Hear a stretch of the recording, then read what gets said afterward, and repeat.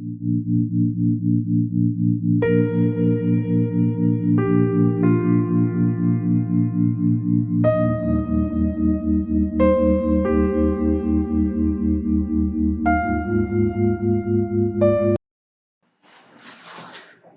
सैनो, घर में शांति क्यों भंग हो जाती है?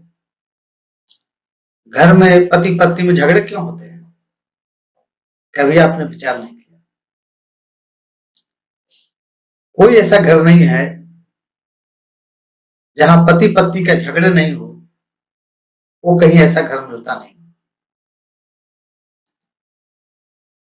अगर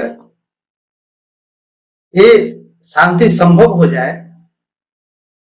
तो वही घर स्वर्ग हो सकता है। लेकिन हम लोग विचार नहीं कर पाते कि कैसे संभव होगा। संभव हो सकता है। सबसे पहले मैं एक बात कहना चाहूंगा कि नारी निंदा न करो, नारी निंदा न करो, नारी नर की खान, नारी से ही पैदा लिए रामकृष्ण हनुमान। तो नारी तो सारी सृष्टि का जन्मदाता है, तो उनकी निंदा नहीं कर सकते हैं, क्योंकि उसी नारी के बदौलत हम ही आज यहां पर हैं। लेकिन जो पति पत्नी के बीच में जो समस्याएं आती है, सबसे बड़ी समस्या तो ये है कि पत्नी बोलती है कि जी मेरे को तुमने अभी तक क्या दिया। पति बोलता है कि सारा कुछ तो कमा करके मैं तुम्ही को दिया। पत्नी कहती है मेरे लिए तो कुछ है नहीं, मेरा तो मेरे लिए कुछ किया ही नहीं, और जो भी मैं लाई अपने मायके से लाई, सारे वस्तु मायके से लाई। साफ तौर पर कहती है कि नैहर से थाली लाया, लोटा लाया, तसला लाया, बटला लाया, रजाई लाया, तोशक लाया, यहां तक कि बच्चे, खैर आगे नहीं कहूंगा।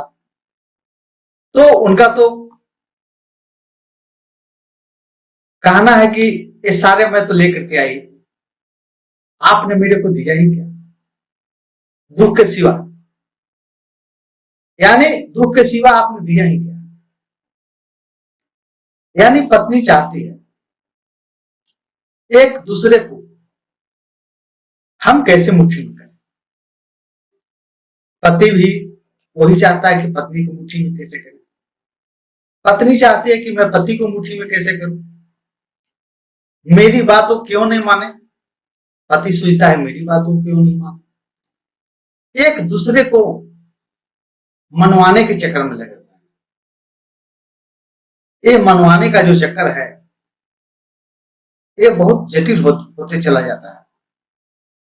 लेकिन मनवाने के फिराक में ये जीवन नर्क जैसा इंसान का बन जाता है। वही अगर कहा गया कि जहां समर्पण है वहां स्वर्ग है, और जहां समर्पण नहीं है, समर्पण नहीं है, वहां कलह है।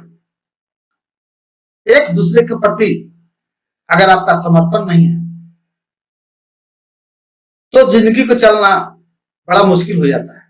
दोनों को साथ निभाना बहुत मुश्किल हो जाता है। एक दूसरे के ऊपर समर्पण रखना बहुत जरूरी है, और जब तक समर्पण रखेंगे तभी जैसे जीवन की गाड़ी आगे बढ़ेगी। ये जो मनवाने वाला जो विद्या है ये आप छोड़ दो। हम लोग अक्सर क्या करते हैं, किसी को बुराइयों के पीछे लगते हैं। पति पत्नी की बुराई खोजेगा, पत्नी पति की बुराई खोजेगा। उनको अच्छाई दिखता ही नहीं है। अच्छाई दिखता ही नहीं है। यानी हम उसको इस तरह से उलटते हैं कि जिसमें बहुत भारी आनंद आ रहा हो। किसी की अगर बुराई ऐसे भी मिल जाए, पास के, पड़ोस के, किसी के घर के, तो जितना अच्छा से हम अच्छी बात को सुनना पसंद नहीं करते हैं, उतने मजा और आनंद मानो उस बुराई में इतना मिलता है जो इससे लगता है कि स्वर्ग की प्राप्ति हो गया। यानी जीवन में फिर कुछ दुख नहीं है। जितना निंदा सुनने में, बुराई सुनने में हमारे मन को शांति मिलती है, वो अच्छाई सुनने में नहीं मिलती है। और हमारा सोच उसी तरह का बन जाता है। जहां भी जाते हैं, किसी के पास जाएंगे तो सबसे पहले हम लोग क्या करते हैं, उनके पास जाएंगे तो उनकी अच्छाइयों को तो देखना दूर की बात है, सबसे पहले उनका तो बुराइयों का लिस्ट खोजते हैं। जी कहाँ से है जी, कौन खानदान से है जी, क्या है जी, क्या संपत्ति है इनके पास जी, क्या है।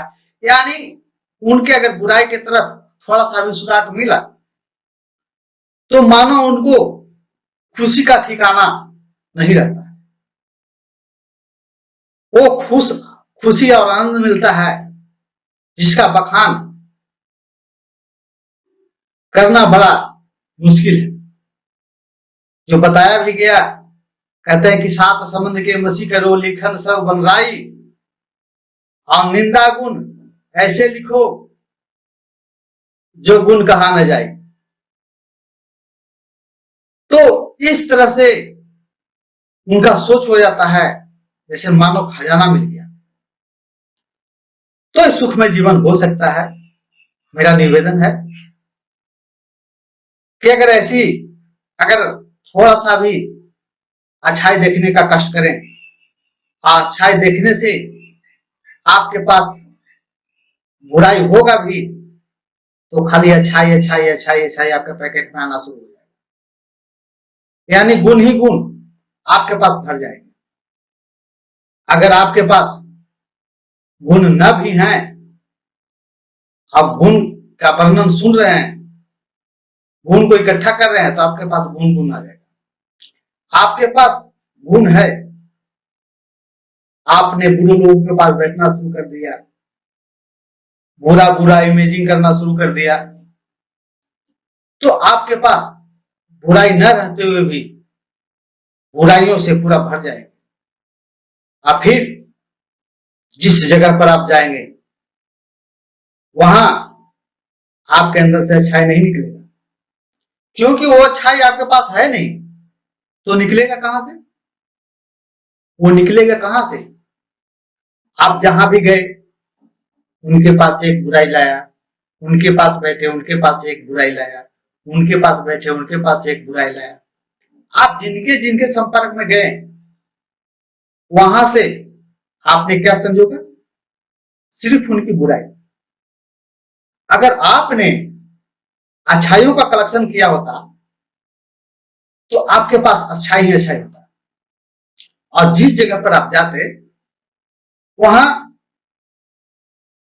सिर्फ अच्छाइयों को ही वर्णन करते, गुणों को ही वर्णन करते।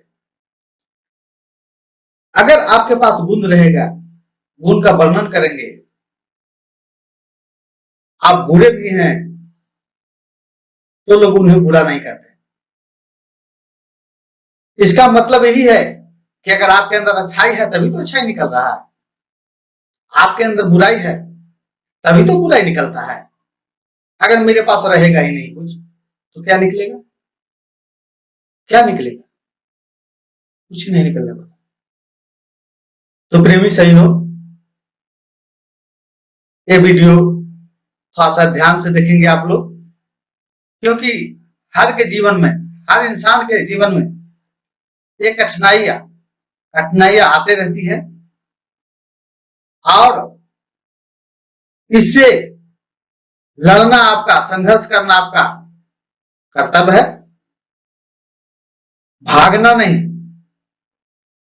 क्योंकि जो भाग गए सो कायर कहलाते हैं। ये लड़ाई ऐसा है कि ये लड़ाई कोई जीत नहीं सका है आज तक।